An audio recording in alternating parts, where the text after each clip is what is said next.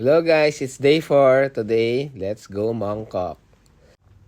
Pag pupunta kayo guys dito, kailangan magaling kayo tumawad. Kasi, bibigay sa inyo mataas na price, but eventually, if you know how to huddle, you'll get it at a lower price. Parang itong luggage na ito, in-offer sa amin ng $450, tinawad-tawaran namin, nakuha namin ng 280 Hong Kong dollars. Lahat nga na napamili namin, nilagay na namin sa loob, at ayan, kita mo, ikot-ikot pa namin. Pag nandito ka, para ka nasa Divisoria.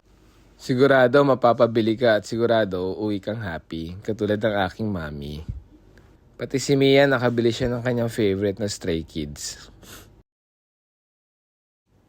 Ang dami rin mga nagbebenta ng Nike, Adidas, saka New Balance. Pero pag titingnan mo yung price, halos parehas lang sa Singapore, so I decided not to buy na. Time check, mag-aalas 5 na, time na para umuwi. Eto na nga, pauwi na kami. Hila-hila na yung mga luggages namin na punong-puno ng laman. Siyempre, bago tayo umuwi, kailangan natin kumain. Bili muna tayo ng waffles kay Kuya. Magaling mambola si Kuya, kaya napabili kami. Pero in fairness, masarap naman talaga siya. Highly recommended pag nadaan kayo.